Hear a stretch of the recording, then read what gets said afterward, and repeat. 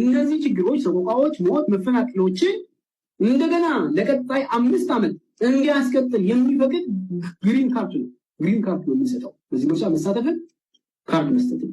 ስለዚህ ለዚህም ነው ይህን እንዳይሆን በመግለጫዬ ይህንን እንዳይፈጸም ወይም ደግሞ ይህንን ሲፈጸም ተባባሪ ላለመሆን የታሪክ ተጠያቂ እንዳይሆን ራሴን አግልያለሁ።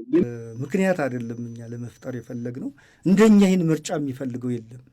ምክንያት አለን። ቢኮዝ የገዘፈ ትብብር ይዘሽ ሁሉን ኢትዮጵያዊን በውስጥ አቅፈሽ ይዘሽ ምርጫው በትክክለኛ ፌር በሆነ መንገድ አሳታፊ በመሆን ነፃነት ባለበት መንገድ አውዱ ትክክለኛ በሆነ ሁኔታ ላይ ትብብር ለኢትዮጵያ አንድነት ያለምንም ጥርጥር እንደሚያሸንፍ እናውቃለን።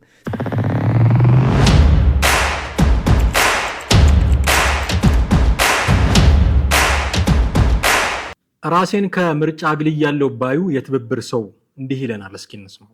እነዚህ ችግሮች፣ ሰቆቃዎች፣ ሞት፣ መፈናቀሎችን እንደገና ለቀጣይ 5 ዓመት እንዲያስቀጥል የሚፈቅድ ግሪን ካርድ ነው የሚሰጠው። በዚህ ምርጫ መሳተፍን ካርድ መስጠት ነው።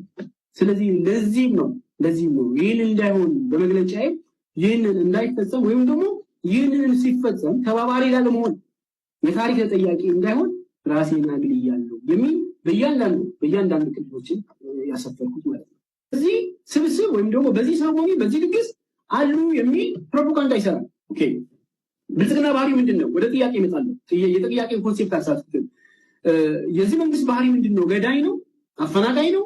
ጦርነት ጠማቂ ነው? ኦኬ እንደዚህ ከሆነ ይህን ምርጫ ለምንድን ነው የሚፈልገው? ይህን ምርጫ የሚለው ከሆነ ወደ ዋናው ጥያቄ ስንጣ ይህንን ምርጫ የሚፈልገው ለሚቀጥሉት 5 ዓመታት ሌጂቲሜሽን ያለው ቅቡልነት ያለውን መንግስት ነኝ ለማለት የሚያስችለው እንደሆነ በተደጋጋሚ ጠቅላይ ሚኒስትሩ ቅድመ ምርጫውን ተንብየው በፓርላማ ሆነው ነግረውናል።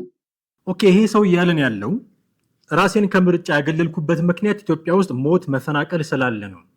ብዙ ሰዎች ይገደላሉ፣ ጦርነት አለ፣ በጣም በርካታ ነገር ነው የሚያነሳው እና በዚህ ምክንያት ራሴን አግልያለሁ ከምርጫ ነው የሚለው። ራሱን ከምርጫ ለማግለል ምክንያት የሆነው ሞት ከሆነ፣ ምክንያት የሆነው መፈናቀል ከሆነ፣ ምክንያት የሆነው ጦርነት ከሆነ፣ ምክንያት የሆነው ውጊያ ከሆነ ዛሬ ነው የተጀመረው ውጊያ። ምርጫ ውስጥ እሳተፋለሁ ብለህ ምርጫ ቅስቀሳ ስታደርግ፣ ስትመዘገብ፣ የተመራጭነት በምርጫ የመሳተፍ ህዝብ እንዲመርጠኝ ይፈልጋለሁ ብለህ ስትመዘገብ ጦርነት ነበረ ኢትዮጵያ ውስጥ፣ ውጊያ ነበረ ኢትዮጵያ ውስጥ። የተፈናቀሉ ሰዎች ወደ ቦታቸው በአግባቡ ሳይመለሱ ነው የተመዘገብከው። ዛሬ ምን መጣ አይምሮ ውስጥ? ምን መጥቶ ነው አልመዛለ ከምርጫ ራሴን አግልያለሁ ያልከው? እስከዛሬ የምርጫ ፕሮሰስ ውስጥ ምን ትሰራ ነበር? በ10 ቀን ውስጥ ጦርነት እንዲቆም ነው ኤክስፔክት የምታደርገው? በ10 ቀን ውስጥ ተፈናቃይ ሁሉ ወደ ቦታው እንዲመለስ ነው ኤክስፔክት የምታደርገው? ከ10 ያነሰ ቀን ነው አሁን ምርጫ የቀረው። በዚህ ጊዜ ምን ፈጠሩ ነው የምትላቸው ምርጫ ቦርዶችን? ህግ የምትጥሰው እስከዚህ ቀን ድረስ ከተመራጭነት መዝገብ እስከ ሚያዝያ 23 ነው መሰለኝ ምርጫ ቦርድ ጊዜ ሰሌዳው፣ እስከዚህ ቀን ድረስ መውጣት ትችላላችሁ ብሎ ተቀምጧል። እሱ ቀን ካለፈ በኋላ ትኩረት ለመሳብ ነው። ምን አይነት አካሄድ ነው? ተባባሪ አትሁኑ፣ አጃቢ አትሁኑ የሚል ምክር እየሰጠም ጭምር ነው ራሱን ከምርጫ የሚያገለው። እኛ አጃቢ መሆን አንፈልግም በዚህ ምርጫ። እኔ በነገራችን ላይ የምርጫው ውጤት ምን እንደሆነ ቢታወቅም የሚል ቃል አለ ትብብሩ ያወጣው መግለጫ ላይ። የምርጫው ውጤት ምርጫው ውጤቱ ምን እንደሆነ ካወቅ ምርጫው ላይ ምን ትሰራለህ? እኔ እንዴት እንደሆነ በማላውቀው መንገድ ሁሉም እየተነሱ እንደተሸነፉ ነው የሚናገሩት። ተሸንፎ እንዴት ምርጫ ውድድር ውስጥ ይገባል? ይሄም ሰው መጥቶ አጃቢ መሆን ስለማልፈልግ፣ አጃቢ መሆንህን ያወቅከው አሁን ምርጫው 10 ቀን ሲቀረው ነው ወይ 9 ቀን ሲቀረው ነው ወይ? ይሄም 6 ቀን 7 ቀን ሲቀረው ሳምንት ሲቀረው ነው ወይ ያወቅከው? ይሄንን መቼ ነው የተገለጠልህ? እንደዚህ መሆኑን ያወቅከው መቼ ነው? ይሄ ትኩረት ለመሳብ የሚደረግ ነው። ይኸውልህ አገሪቱ ውስጥ ችግር አለ ካልክ፣ ጦርነት አለ ካልክ፣ ውጊያ መፈናቀል አለ ካልክ፣ እሺ ተባባሪ አትሁን። ተባባሪ አትሁን። አትሊስት መፍትሄ አትሆንም። የመፍትሄ አቅጣጫ አታስቀምጥም። ውጊያ አለ ካልክ፣ አገሪቱ ውስጥ ጦርነት አለ ካልክ፣ ጦርነት የሚደረገው በአንድ አካል ብቻ አይደለም፣ መንግስት ብቻ አይደለም ጦርነት የሚያደርገው። ኦፍ ኮርስ እያደረገ ነው መንግስት ጦርነት። መንግስትን ጦርነት አቁም እንደምትለው፣ ጦርነት ካላቆምክ ምርጫ ላይ አልሳተፍም እንደምትለው፣ ሌላኛውን ተዋጊ ለምንድን ነው አቁም የማትለው? ሌላኛው ተዋጊ የሚሸከመው መሳሪያ ውሃ ነው የሚተፋው? ለምን ነው ደብል ስታንዳርድ የምትሆነው? መንግስት በየትኛውም አማራጭ ኢትዮጵያ ውስጥ ጦርነት እንዳይኖር የማድረግ ኃላፊነት አለበት። ኢትዮጵያ ውስጥ ውጊያ እንዳይኖር የማድረግ ኃላፊነት አለበት። ግን ብቻውን የሚችለው ነገር አይደለም። በአንድ እጅ ማጨብጨብ ስለማይቻል፣ ከተኮሱበት መልሶ መተኮሱ ስለማይቀር፣ መልሶ መተኮሱ አይቀርም። እነሱ ሲተኩሱ መንግስት ወይ አትተኩስ ዝም በል አይባልም መቼም። በተለያየ አጋጣሚ ከልቡ ነው አይደለም ልትነጋገርበት ትችላለህ። ግን ኑ እንደራደር ሲል ነው የምንሰማው በተለያየ አጋጣሚ። ይሄንን እንኳን ማድነቅ አትፈልጉም። መንግስት ጦረኛ ነው እያላችሁ ከምርጫ ለመውጣት ዛሬ ነው ያወቅከው? የበራልህ ዛሬ ነው? ስለዚህ እስካሁን ምርጫ ፕሮሰስ ውስጥ ገብተህ ስትሳተፍ ከርመህ ሳምንት ሲቀረው አያለወዳደርም ካልክ ጉዳይህ ከምርጫ መውጣትና መግባት ሳይሆን ትኩረት መሳብ ነው፣ ትኩረት ማግኘት ነው። እንዲህ ያለ እከሌ በቃ የሆነ ሄሮ መፍጠር፣ እንደዛ መሆን ነው ዓላማው። ሰው እየሞተ ያለው ኦፍኮርስ በጦርነት ነው። ጦርነቱን ለማስቆም ግን እስኪ ለማስታረቅ መሞከር፣ አንደኛ ደረጃ ለማስታረቅ መሞከር ይጠበቃል ከናንተ።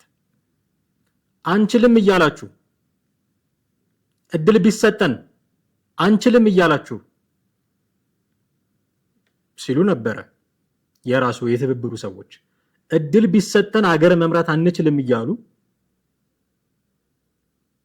እንዴት ነው ከምርጫ ወጣለው? እንዴት ነው መንግስት ጦርነት ያቆመልኝ የምትለው? ይሄን መከራከር አይቀድምም? የራስን ሰው መከራከር እኮ ይቀድማል። አንችልም እኮ እያለ ነው በአደባባይ ወጥቶ። እስኪ መጀመሪያ ከነሱ ጋር ተስማማ። መጀመሪያ ከጓደኞች ጋር አብረህ ስራ። እስኪ አቋማችሁን አስተካክሉ። አንችልም አገር መምራት አንችልም እያሉ ነው ጓደኞች፣ የጥምረቱ አባላት። መንግስትን ለመተቸት ከማቆብቆብ በፊት ከምርጫ ራሴን አግልያለሁ ከማለት በፊት እስኪ መጀመሪያ ተስማማ፣ አብረህ ስራ፣ አብረህ ስራ መጀመሪያ።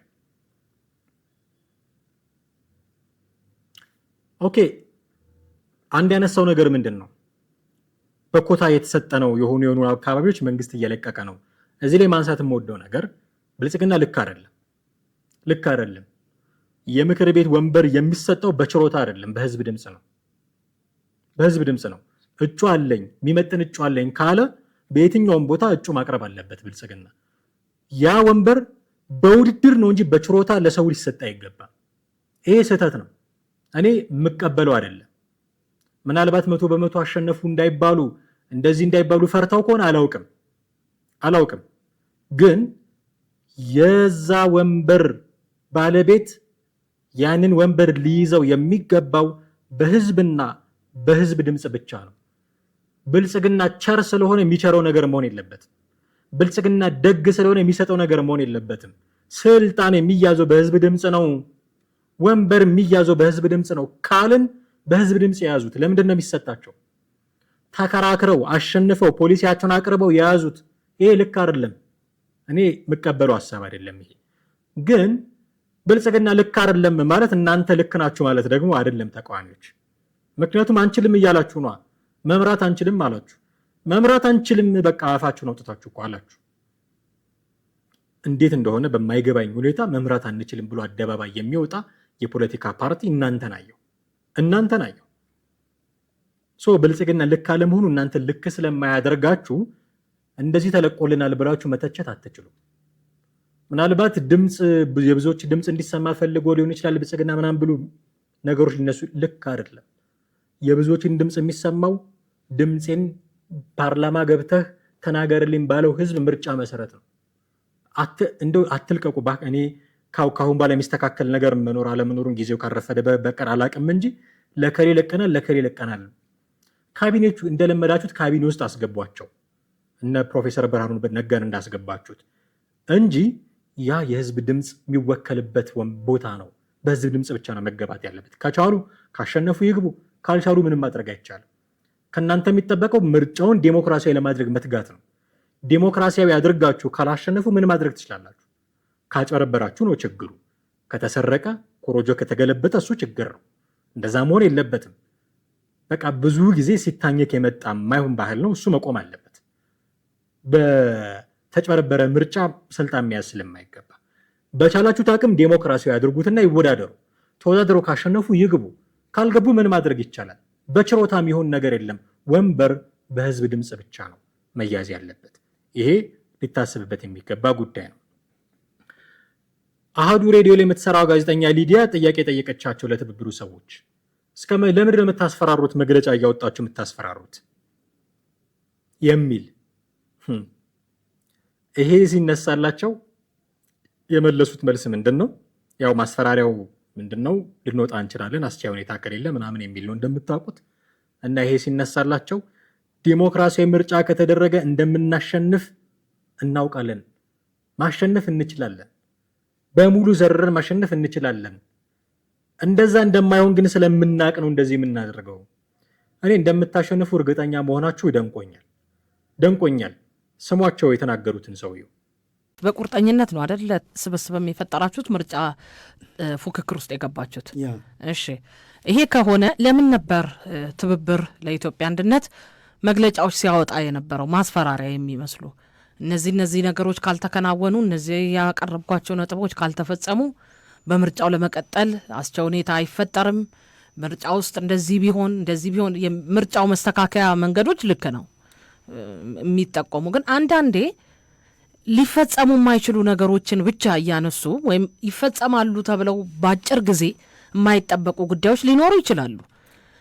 ክፍተት ሊሆን ይችላል፣ የህግ ክፍተት ሊሆን ይችላል፣ የሀገራዊ የአስተዳደር ክፍተት ሊሆን ይችላል። እነዛን ለመታገል እስከቆማችሁ ለምንድን ነው እንደ ቅድመ ሁኔታ ስታቀርቡ የነበረው? መግለጫ ስታወጡ ነበር፣ ሰላማዊ ሰልፍ ሁሉ ስጠሩ ነበር። ምርጫ ውስጥ ገብተዋል፣ ስብስብ ፈጥረዋል። ካልፈለጉት ታዲያ በራሳቸው መንገድ መውጣት እንጂ የምን ምክንያት ማብዛት ነው ስትባሉ ነበር። ጥሩ፣ በጣም የሚገርም ነው። ጥሩ ነው ያስታወሽኝ። በእውነቱ ለመናገር ምክንያት አይደለም እኛ ለመፍጠር የፈለግ ነው። እንደኛ ይህን ምርጫ የሚፈልገው የለም። ምክንያት አለን። ቢኮዝ የገዘፈ ትብብር ይዘሽ ሁሉን ኢትዮጵያዊን በውስጥ አቅፈሽ ይዘሽ ምርጫው በትክክለኛ ፌር በሆነ መንገድ አሳታፊ በመሆን ነፃነት ባለበት መንገድ አውዱ ትክክለኛ በሆነ ሁኔታ ላይ ትብብር ለኢትዮጵያ አንድነት ያለምንም ጥርጥር እንደሚያሸንፍ እናውቃለን። ስለምናውቅ ይህን እያወቅን ለምንድን ነው ታዲያ እንደዚህ አይነት መግለጫ ስታወጡ የነበረው የሚለው ጥያቄሽ ትክክለኛ የሚያደርገው በእኛ እምነት የይስሙላ ምርጫ እንዲኖር አንፈልግም። አጃቢም መሆን አንፈልግም። አጃቢነት ለሚታጀበውም ለሀገርም ስለማይጠቅመው ሌላ ነገር አይደለም። ሀገሪቱ ግን አላጀባችሁም፣ በተናጥል አላጀባችሁም። በስድስተኛው ሀገር አቀፍ ምርጫ መኢአድ ባለፈው አልተወዳደረ?